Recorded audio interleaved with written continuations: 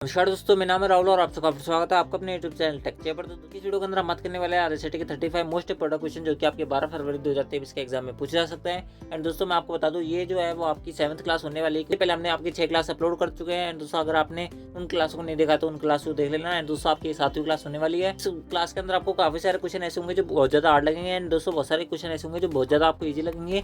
तो दोस्तों आपको इन दोनों को लेकर मैं आपको बताऊंगा। एंड दोस्तों आपके जितने भी हार्ड क्वेश्चन होंगे वो आप जब इस वीडियो को एंड कर रहे होंगे तो आपको सारे जो क्वेश्चन है वो आपको इजी लगने लगेंगे। एंड दोस्तों आपको कभी भी वो क्वेश्चन देखेंगे तो आप उनको आंख बंद करके भी उनका आंसर दे पाओगे। तो फटाफट से वीडियो को स्टार्ट करते हैं। मैं आपको ज्यादा टाइम बर्बाद नहीं करता हूँ। दोस्तों सबसे पहला जो क्वेश्चन है वो आपको अपनी स्क्रीन पर दिख रहा होगा कि एक कोडिंग संरचना जिसमें अक्षरों और समांतर सलाखों की श्रृंखला से प्रतिनिधित्व होता है उसको क्या कहा जाता है। तो दोस्तों इसके अंदर सबसे पहला जो ऑप्शन दिया है वो आपको दिया बार कोड, उसके अंदर दिया आपको मेनू बार, उसके अंदर दिया संख्यात्मक बार, उसके अंदर दिया इनमें से कोई नहीं। तो दोस्तों इसका जो करेक्ट आंसर होगा वो होगा आपका बार कोड। ठीक है, मतलब इसमें ऐसे बोल रहा है कि प्रोडक्ट होता है उसके पीछे आपके सामने क्या होता है, एक बार कोड होता है जिसके पीछे बहुत सारी सलाखें होती है, यानी सलाखें होती है उसके पीछे। उसके बाद में यहाँ पे नीचे नंबर लिखा होता है 1 0 2 3 4 कुछ भी ऐसे XYZ नंबर लिखा होता है। तो उसको चीज़ को क्या बोल जाता है, उसके बार कोड बोल जाता है। ठीक है, ऑप्शन ए जो है उसका करेक्ट आंसर है। आई होप आपने ऑप्शन ए बताया होगा।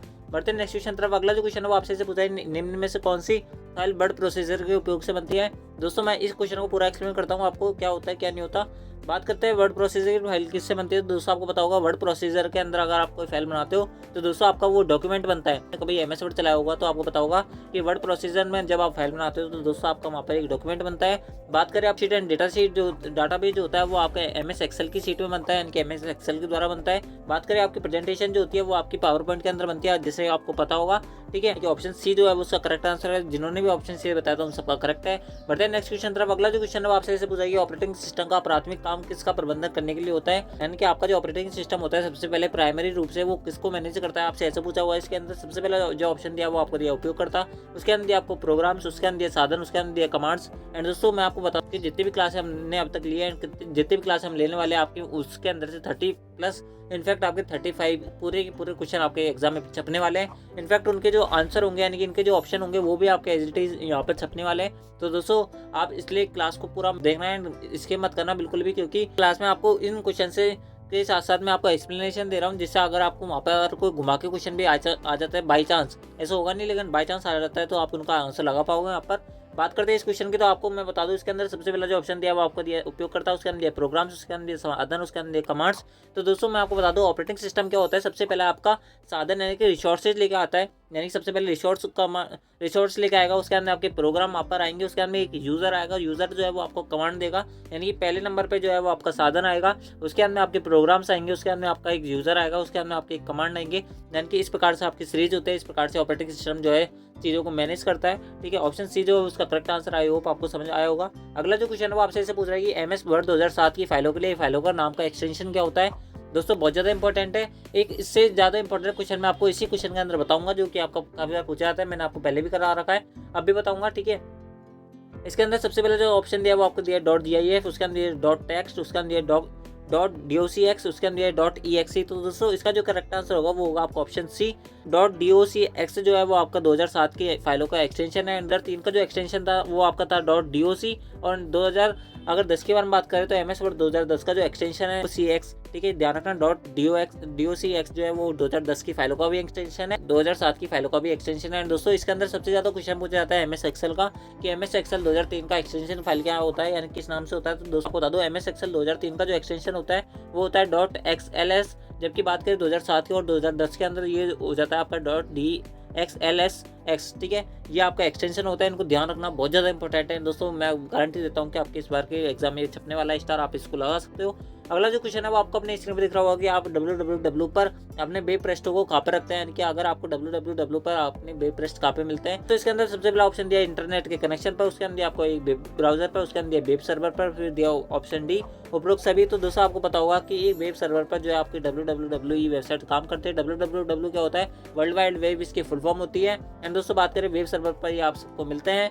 ठीक है, बढ़ते हैं नेक्स्ट क्वेश्चन तरफ। अगला जो क्वेश्चन वो आपसे ऐसे पूछा है कि इनमें से कौन सा बैकअप फाइलों के लिए सही नहीं है। मैं आपको बता देता हूँ बैकअप फाइलें क्या होती है। सबसे पहले बैकअप फाइलें वो फाइलें होती है अगर आपका कंप्यूटर क्रैश हो जाता है, कंप्यूटर में कोई खराबी जाती है, तो आप इन फाइलों को वापस यहाँ से स्टोर कर सकते हो। ठीक है, बैकअप फाइलें यानी कि आपकी पुरानी, यानी पीछे अगर आपने किसी एक फाइल की कॉपी बना के रखना है, क्या कहलाता है, बैकअप फाइल कहलाता है। तो इसके अंदर सबसे पहले जो ऑप्शन दिया है वो आपको दिया है ये फाइलें स्वचालित रूप से उत्पन्न होती है और हमें दस्तावेज को सेव कर सकते हैं। ठीक है। उसके अंदर दिया आपको फाइलें दस्तावेज की रक्षा करने की मदद करती है, जो कंप्यूटर खराब हो, बिजली बफल हो जाए। तो दोस्तों option A and option B दोनों ही सही है, क्योंकि अगर आपकी कोई फाइल अगर गलती से डिलीट हो जाती है तो दोस्तों आप वहाँ से आप वापस उसको सेव कर सकते हो। एंड दोस्तों बात करें अगर कंप्यूटर खराब हो जाता है तो दोस्तों आप अपनी फाइल को वापस रिस्टोर कर सकते हो। बात करें अगले क्वेश्चन की तरफ, अगला जो ऑप्शन है वो आपसे बोल रहा है कि ये फाइलें हट जाती है तो कंप्यूटर बंद कर दिया जाता है। दोस्तों ये गलत है, क्योंकि अगर आपकी फाइलें हट जाती है तो भी कंप्यूटर बंद नहीं होता, ठीक है। एंड ऑप्शन डी जो है वो उसका भी गलत है, यानी कि ऑप्शन सी जो है वो उसका करेक्ट आंसर, इनमें से कोई नहीं आंसर भी नहीं होगा, यानी कि ऑप्शन सी जो है उसका करेक्ट आंसर। बात करते हैं अगली क्वेश्चन की तरफ।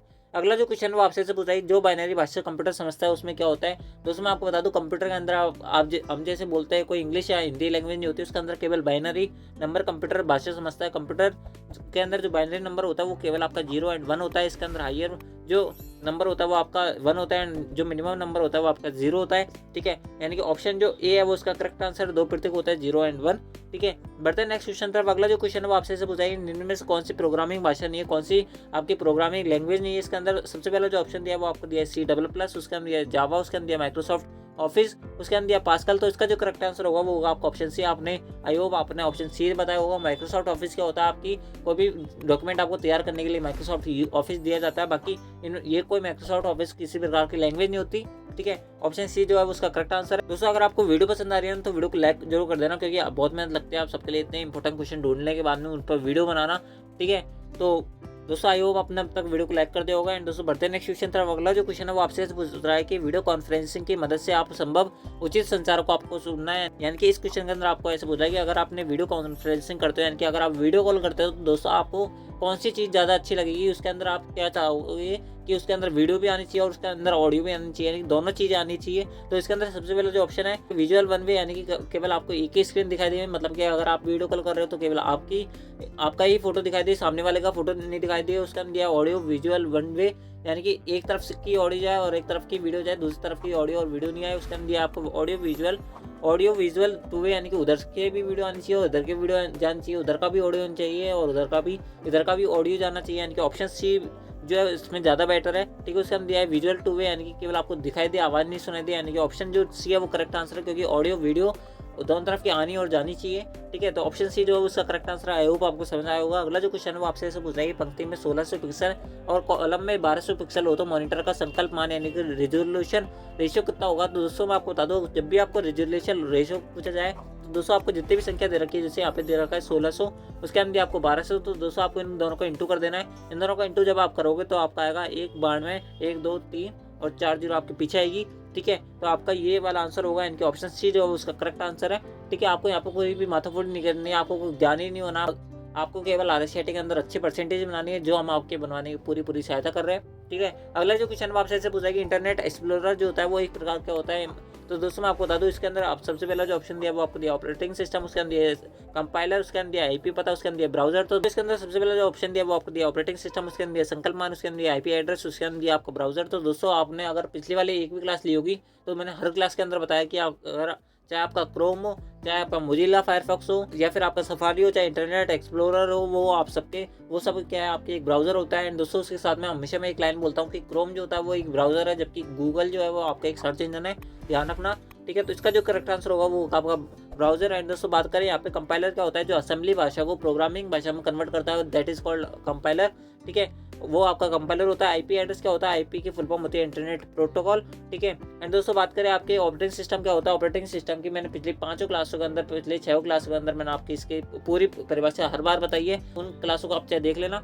दोस्तों अगला जो क्वेश्चन है, थोड़ी इसकी लैंग्वेज जो है वो थोड़ी लेंथी है, लेकिन जो क्वेश्चन बड़ा इजी है। उसके अंदर संदीप जो है वो एक कार्यालय प्रबंधक है, वह दैनिक लेन देन रिपोर्ट को टाइप कर रहा था और चयनित पार्ट यानी सेलेक्टेड जो टेक्स्ट है उसको कॉपी करना चाहता है। तब उसे पता चलता है कि उसका माउस जो है वो काम नहीं कर रहा है, तो वो अपने माउस के उपयोग किए बिना अपने पार्ट को कैसे चयन कर सकता है। तो दोस्तों अगर आपने कभी MS वर्ड लाया होगा तो आपने देखा होगा कि अगर आप किसी भी टेक्स्ट को कॉपी करना चाहते हो, यानी कि उसको सेलेक्ट करना चाहते हो, तो दोस्तों अगर आप Shift+Arrow की दबाओगे तो आपका जो है कोई भी वर्ड जो होता है, कोई भी जो आपका करेक्टर होता है वो आपका सेलेक्ट हो जाता है, जो भी टेक्स्ट होता है वो आपका सेलेक्ट हो जाता है। यानी कि अगर आप Shift+Arrow की दबाओगे तो आपका जो टेक्स्ट है वो आपका सेलेक्ट हो जाएगा। बात करते हैं इसके ऑप्शन की, तो सबसे पहला जो ऑप्शन दिया वो आपको दिया है ये माउस के बिना कार्रवाई करने के लिए असंभव है। तो दोस्तों ये गलत बात है, क्योंकि अपन जो है Shift+Arrow की से आप सेलेक्ट कर सकते हैं, F4 कुंजी का उपयोग नहीं कर सकते। उसके अंदर दिया Ctrl+ कुंजी को दबाकर तीर यानी कि एरो कुंजी का उपयोग कर सकते हैं। दोस्तों अगर आप Ctrl+ Shift+ एरो दबाओगे तो सेलेक्ट होगा, उसकी इनफैक्ट उसकी जो पूरी लाइन है वही सेलेक्ट हो जाएगी आपकी, ठीक है। बाकी अगर आप कंट्रोल प्लस एरो दबाओगे तो इससे कुछ नहीं होगा। उसके अंदर अगला जो ऑप्शन दिया है वो आपको दिया है शिफ्ट प्लस कुंजी को दबाकर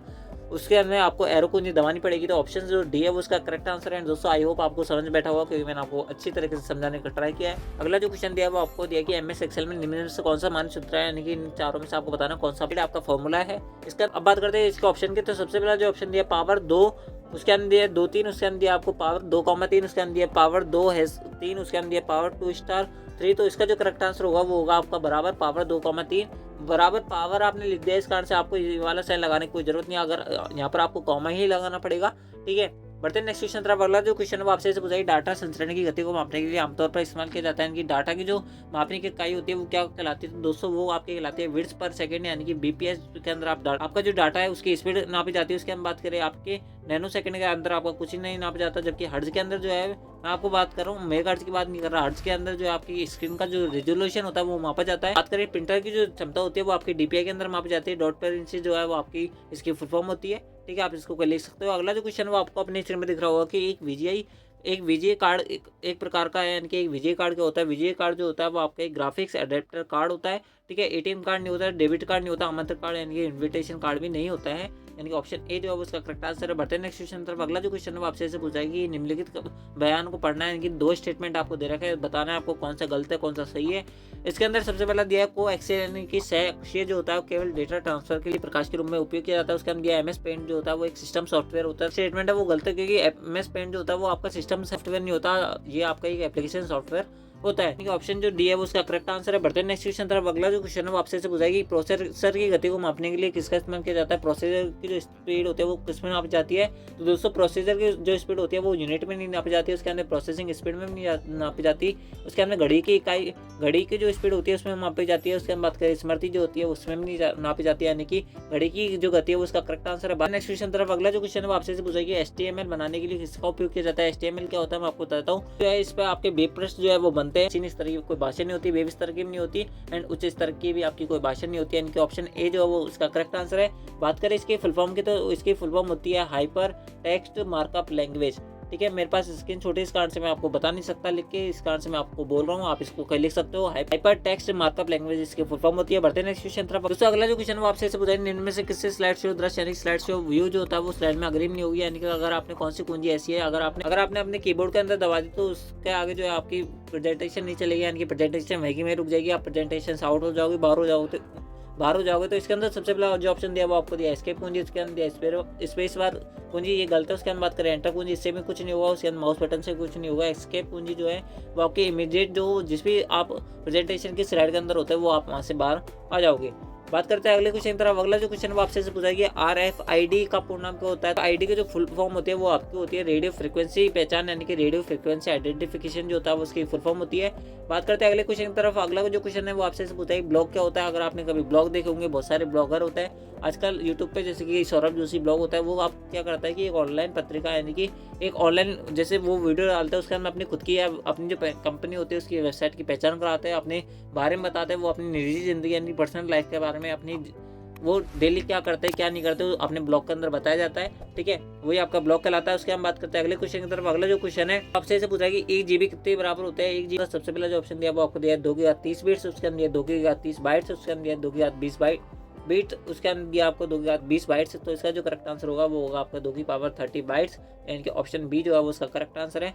बढ़ते हैं नेक्स्ट क्वेश्चन तरफ। अगला जो क्वेश्चन है आपसे से पूछा है कि एक चुंबकीय डिस्क पर गाड़ी चक्र यानी कि कॉन्क्रीट जो सर्किल होता है उनको क्या कहा जाता है। तो दोस्तों उनको कहा जाता है आपकी सबसे पहले जो ऑप्शन दिया वो आपको दिया सेक्टर्स, उसके अंदर सिलेंडर्स, उसके अंदर दिया ट्रैक्स, उसके अंदर दिया सरफेस। तो इसका जो करेक्ट आंसर होगा वो होगा आपका ट्रैक्स, उनको ट्रैक्स बोला जाता है, ध्यान रखना।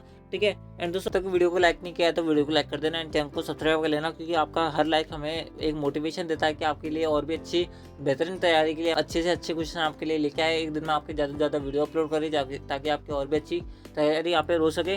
ठीक है, तो दोस्तों आई होप आपने अब तक इस वीडियो को लाइक कर दिया होगा। अगला जो क्वेश्चन वो आपसे से पूछा है कि MS एक्सेस में बुलियन यानी कि हाँ या नहीं की स्वीकृति के लिए अधिकतम क्षेत्र फील्ड का आकार क्या होगा। तो दोस्तों मैंने आपको दूसरे या तीसरे क्वेश्चन के अंदर आपको इसका आंसर दिया था कि एक्सेस बुलियन यानी कि हाँ या नहीं में स्वीकृति के लिए अधिकतम फील्ड का आकार क्या होगा। तो दोस्तों मैं आपको बता दूं कंप्यूटर के अंदर, जैसे कि मैंने आपको पहले बताया था, कंप्यूटर के अंदर कोई लैंग्वेज नहीं होती। कंप्यूटर के अंदर केवल 2 नंबर्स होते हैं, यानी कि 0 और 1 होता है, जिसके अंदर आपका सबसे जो हाई नंबर होता है 1 होता है एंड जो आपका सबसे मिनिमम जो होता है वो आपका 0 होता है। तो इसका जो करेक्ट आंसर होगा अधिकतम स्वीकृति जो फील्ड होगा वो आपका 1 होगा, यानी कि ऑप्शन ए जो है वो उसका करेक्ट आंसर है। बढ़ते हैं नेक्स्ट क्वेश्चन तरफ। अगला जो क्वेश्चन है वो आपसे से पूछ रहा है कि कौन सी सुविधा से उपयोगकर्ता कंप्यूटर हार्डवेयर के बारे में जानकारी देख सकता है, यानी कौन सा एक ऐसा ऑप्शन है इनके अंदर से जिससे वो अपने हार्डवेयर के बारे में ज़्यादा से ज़्यादा जानकारी यानी पूरी की पूरी जानकारी देख सकता है। तो इसके अंदर सबसे पहला ऑप्शन दिया है वो आपको दिया स्टार्ट, उसके अंदर दिया माई कंप्यूटर, उसके अंदर दिया कंट्रोल पैनल, उसके अंदर दिया ऑल प्रोग्राम। तो दोस्तों इसका जो करेक्ट आंसर होगा वो होगा आपका कंट्रोल पैनल। कंट्रोल पैनल से आप अपना जो भी अपना आउटपुट डिवाइस या इनपुट डिवाइस आपका जुड़ा हुआ है उसके बारे में जानकारी देख सकता है कि कौन सी कंपनी का है, कि कौन सा मॉडल है, सब कुछ उसके अंदर दे सकता है। ठीक है, बढ़ते हैं नेक्स्ट क्वेश्चन तरफ। अगला जो क्वेश्चन है वो आपसे पूछेगी MS एक्सेल में निम्न सूत्र का प्रत्याशित परिणाम क्या होगा। आपको इनमें बताने की सबका परिणाम यानी कि इन सबका प्रत्याशित यानी प्रतिशत परिणाम कितना होगा। तो इसके अंदर आपको जो कंडीशन दिया है वो आपको यहाँ पे देख सकते हो। 2 is less than of 3 if 4 is greater than of 3, 1 + 1, 2 + 2 bracket close, 3 + 3। तो इसका जो करेक्ट आंसर होगा अगर आप यहाँ पे देखोगे तो इसका जो करेक्ट आंसर होगा वो होगा आपका ऑप्शन ए, 4 जो है इसका करेक्ट आंसर है। बढ़ते हैं नेक्स्ट क्वेश्चन तरफ। अगला जो क्वेश्चन है आपसे पूछाइए एक शब्द खालिस्तान उपयोग होता है जब एक खोज इंजन जो खोज मापदंड के मेल खा के वेब पेज को देता है, या एक ऐसा वर्ड जिस पर आप जस्ट क्लिक करते हो तो आप दूसरे वेब पेज पे यानी कि दूसरे किसी एक वेबसाइट पे पहुंच जाते हो, तो दोस्तों उसको बोला जाता है आपके लिंक, यानी कि ऑप्शन बी जो है उसका करेक्ट आंसर है। एंड दोस्तों मैं आपको बता दूं बहुत सारे बच्चे ऐसे होंगे जिनको बहुत सारे क्वेश्चन ऐसे होंगे जो बहुत ज़्यादा हार्ड लग रहे होंगे, बहुत सारे ऐसे होंगे जो जिनको बहुत ज़्यादा ईजी लग रहे होंगे। तो दोस्तों इसके अंदर आपको घबराने वाली बात नहीं है, क्योंकि मैं आपको बता दूं सारे जो क्वेश्चन है वो ज़्यादा ईजी भी नहीं आते तो ज़्यादा हार्ड भी नहीं आते। तो इस कारण से हम आपको दोनों तरफ से प्रिपेयर करना चाहते हैं कि अगर कोई ज़्यादा हार्ड क्वेश्चन आए तो भी आप उसको हैंडल कर सको, एंड ज़्यादा ईजी आए तो आप उसको हैंडल कर ही सकते हो बाकी। ठीक है, तो इस कारण से जो ज़्यादा पैसे लेने की जरूरत नहीं है। सारे जो क्वेश्चन है वो आपके इतने हार्ड भी नहीं आते तो इतने ईजी भी नहीं आते हैं। अगला जो क्वेश्चन है आपसे पूछा कि MS वर्ड में जब आप पैराग्राफ यानी कि इंडेट करते हैं तो आप खालिस्तान यानी कि आप क्या कर रहे होता है उस टाइम। तो उस टाइम जो है वो आप मार्जिन के संबंध में टेक्स्ट पुश कर रहे होता है, यानी कि ऑप्शन सी जो उसका करेक्ट आंसर है। मार्जिन क्या होता है मैं आपको बता देता हूँ। आपने देखा होगा कि बहुत सारा टेक्स्ट जो होता है, अखबार देखा होगा तो अखबार में आपने देखा होगा कि बहुत सारा टेक्स्ट इधर लिखा होता है, कुछ बीच में लिखा होता है, कुछ जो है बिल्कुल कोने में लिखा होता है। दोस्तों ये जो होता है वो आपका मार्जिन होता है, आप अपने टेक्स्ट को कहाँ पर रखना चाहते हो। ठीक है, बढ़ते हैं नेक्स्ट क्वेश्चन तरफ। अगला जो क्वेश्चन है आपसे पूछाइए प्रणाली जो कि उपयोगकर्ता के आवश्यक रूप से डेटा दर्ज करने के लिए प्रेरित करती है, तो उसको बोला जाता है आपके इनपुट मास्क। ठीक है, यानी कि ऑप्शन बी जो उसका करेक्ट आंसर है। अगला जो क्वेश्चन है आपसे पूछाएगी इनमें से कौन सा बाइनरी ऑपरेटर नहीं है, यानी कि बता दो ये तीनों जो है वो आपके गेट को उदाहरण है। दोस्तों आपसे पूछाएगी इनके अंदर से कौन सा बाइनरी ऑपरेटर नहीं है, तो इसका जो करेक्ट आंसर होगा वो होगा आपका नॉट गेट। कैसे होता है मैं आपको दिखा देता हूँ, यानी कि इसका सिंबल कुछ इस प्रकार से होता है नॉट गेट का।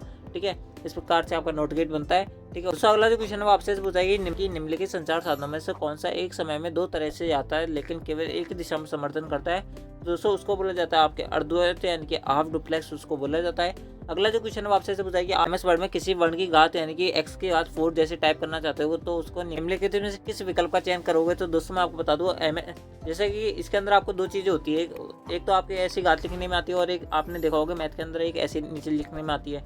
ठीक है, तो जो ऊपर लिखी जाती है यानी कि x की पावर में जो होते हैं उसको बोला जाता है सुपर स्क्रिप्ट, यानी अपना जो ऊपर लिखा जाता है उसको बोला जाता है सुपर स्क्रिप्ट, एंड जो नीचे होता है उसको बोला जाता है सब स्क्रिप्ट। ठीक है, तो अगर आप इसके अंदर आपको बोला है इसकी x की घात 4 तो आप बोलोगे सब स्क्रिप्ट, इसको बोलोगे आप सुपर स्क्रिप्ट, यानी कि ऑप्शन बी जो है उसका करेक्ट आंसर है। बढ़ते हैं नेक्स्ट क्वेश्चन तरफ। अगला जो क्वेश्चन है वो आपसे पूछ रहा है कि कंप्यूटर वायरस खालिस्तान के माध्यम से एक कंप्यूटर दूसरे कंप्यूटर में फैल सकता है, यानी कि अगर आपने आपके कंप्यूटर मान लो वायरस है, अगर आप दूसरे कंप्यूटर के अंदर वो कैसे ट्रांसफर हो सकता है, कैसे फैल सकता है। दोस्तों वो हो सकता है वो आपकी संक्रमित डिस्क से हो सकता है, नेटवर्क के लिंक से हो सकता है, बुलेटिन बोर्ड के डाउनलोडिंग प्रोग्राम से हो सकता है, यानी कि ऑप्शन डी जो है इसका करेक्ट आंसर है। अगला जो क्वेश्चन है वो आपसे पूछाएंगे निम्न में से कौन सी वोलेटाइल यानी कि नॉन वोलेटाइल स्मृति मेमोरी आपको नॉन वोलेटाइल इसके अंदर पूछी है। तो नॉन वोलेटाइल जो होती है वो आपकी रोम होती है। रीड ओनली मेमोरी इसकी फुल फॉर्म होती है। रोम के 2 प्रकार होते हैं जो कि मैंने आपको कल बताए थे, पहला होता है ई रोम, दूसरा होता है पी रोम। एंड रैम के 2 प्रकार होता है, रैंडम एक्सेस मेमोरी इसकी फुल फॉर्म होती है, डायनेमिक रैम, और एक होता है आपका स्टैटिक रैम। जो है उस क्लास के अंदर मैंने आपकी फुल व्याख्या इसके अंदर की थी। दोस्तों अब बढ़ते हैं आज की इस वीडियो के सबसे लास्ट एंड फाइनल क्वेश्चन की तरफ। अगला जो क्वेश्चन है वो आपसे पूछाएगी ऑपरेटिंग सिस्टम का प्रकार क्या है जो कि पढ़ता है और वास्तविक समय के संदर्भ में आपको क्या देता है, रिस्पॉन्स देता है, प्रतिक्रिया देता है। तो इसके अंदर सबसे पहला ऑप्शन दिया वो आपको दिया बैच प्रणाली, उसके अंदर दिया क्विक रिस्पॉन्स प्रणाली यानी QRS, उसके अंदर दिया आपको रियल टाइम प्रणाली यानी कि RTS, उसके अंदर दिया आपको टाइम शेयरिंग प्रणाली यानी कि TSS। ठीक है, तो इसका जो करेक्ट आंसर होगा वो आपका रियल टाइम प्रणाली यानी कि ऑप्शन जो सी है वो उसका करेक्ट आंसर है। तो दोस्तों ये थे आपके 35 मोस्ट इंपोर्टेंट क्वेश्चन जो कि आपके 12 फरवरी 2023 का जो RSAT का एग्जाम होने वाला है उसके अंदर पूछे जा सकते हैं। एंड दोस्तों मैं आपको बता दूं बहुत सारे क्वेश्चन इसके अंदर आपको हार्ड लगे होंगे मैं मानता हूँ, लेकिन जो है अगर आप इनको बार बार अगर रिवाइज करोगे तो आपको ये क्वेश्चन इजी लगने लग जाएंगे। एंड दोस्तों बहुत सारे क्वेश्चन जो है आपको आने लग जाएंगे। एंड दोस्तों अगर आपने पिछली वाली क्लास नहीं ली है तो पिछली वाली क्लास ले लेना। जैसे कि मैंने आपको बताया 7th क्लास थी, इससे पहले 6 क्लास अपलोड हो चुके हैं। ये क्लास जो है अब तक की सबसे हार्ड क्लास आप बोल सकते हो। बाकी उससे पहले जो क्लास थी वो सारी ईजी थी, ठीक है। सारे नॉर्मल क्वेश्चन थे जो आप कर सकते हो। अगर आपने उनको चेक इन नहीं किया तो चेक इन कर लेना। तो आई होप आपको वीडियो पसंद आई होगी। अगर वीडियो पसंद आई तो वीडियो को लाइक कर चैनल को सब्सक्राइब कर लेना, क्योंकि ऐसी वीडियो आपको देखने को मिलेगी। तो मिलते हैं किसी नेक्स्ट वीडियो के अंदर। जब तक के लिए जय हिंद, जय भारत, जय हिंदुस्तान।